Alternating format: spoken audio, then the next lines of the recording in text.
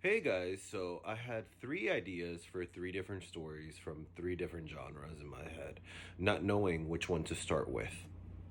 And I was so sure I was going to start off with the greatest warlock that ever lived. But Madam Regina's son is just going to have to wait. I changed my mind, not because I think this will be a better story, but I wanted to slow down and take a different turn. I've been writing a lot of mystery, thriller, horror, and fantasy, and I wanted to go into another direction. I wrote the poem, literally read through the lines, and that's what gave me the inspiration to write this love story. So here it goes. These are the days. Episode 9. Ryan's Fear in a Nightmare. This episode is a nightmare. You, the reader, are not sure just yet that it is.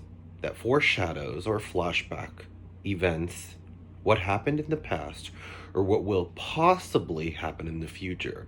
It's almost like doing a puzzle, having all the pieces close by, but not knowing what the finishing result will be.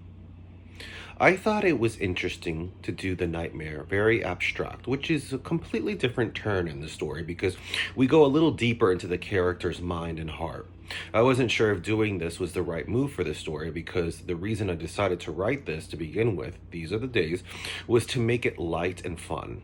I didn't plan it to go this deep. However, in order for the characters to be real, they have to be flawed. So it's dark out, thundering. Ryan finds himself in a path with branches and thorns. He keeps running, but discovers it's a labyrinth. I think the difference between Ryan's nightmare and Chris's is it's more self explanatory, which makes sense because their personalities are very different. Besides, after the scene changes to another, it goes to actually explain what it meant. So there's a monster chasing him, and he's trying to move faster and faster.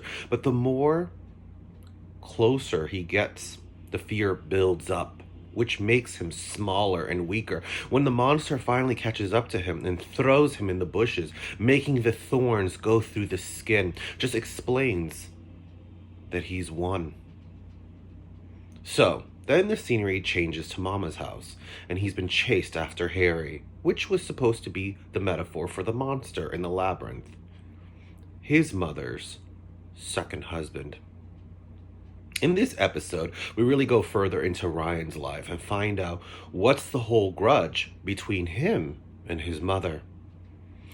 Mary Beth is at work. Apparently, he didn't do his chores and he didn't do what stepdad told him to. Even his friends that were over playing scattered away. Harry's trying to catch up. Ryan goes to a phone about to call mom and tell her how Harry's been treating him. He grabs the phone, even pulling the cord out of the wall, and bashed it across the boy's face, knocking him out. He picks the boy up and locks him in a closet while sitting on the couch grabbing a beer and watching the game. And as the boy's screaming and shouting to let him out, he just puts up the volume to the TV. So then the scenery changes again. Ryan is sitting on the kitchen table doing his homework while Harry's looking at the clock. He takes a seat right next to him, making it look like he was tutoring him. Mary Beth walks in after work and smiles at her boys, asking them how their day went. Before Ryan could even open his mouth, Harry speaks with lies. Did some job searching. This guy had some friends over, helped him with his English homework, and now doing math. Ryan's mom gave them both a kiss. Ryan looked at Harry, the way he lied and manipulated the situation so well. He did this every day and got away with it. It was a continuous cycle that went on, and Ryan knew that he had to break it. Ryan dropped his pencil as Harry gave him a face, which was a warning, but he didn't care. He tells his mother that Harry's been lying about everything. He even tells her how abusive he is, and that there are so many things about him that she doesn't know. Harry quickly covers his tracks by saying, I know what this is about. We went to the store and he wanted this toy and I didn't have money, so maybe he's just a little disappointed in that. Mary Beth looks back at her son and says, This is about your father. I know you miss him, but you have to understand that Harry makes me happy and he cares about us both. Ryan doesn't let go. He even tells her that he locks him in the closet while he gets drunk and watches the game, while Harry says those scratches on his nails were from digging outside with his friends. Mary Beth gets so frustrated, she tells to go to his room and to never lie again. The scenery changes. It's the summer. He didn't go back to camp Everwood, and he's 17. The door's a bit open, peeping through. He overhears a conversation in his mother's bedroom. Harry's fed up with Ryan and is giving his wife an ultimatum. You either send your son away or I'm leaving. He even packed a luggage to show how serious he was. She couldn't believe he was having her choose between him or her own son. This is what caused the shift between son and mother.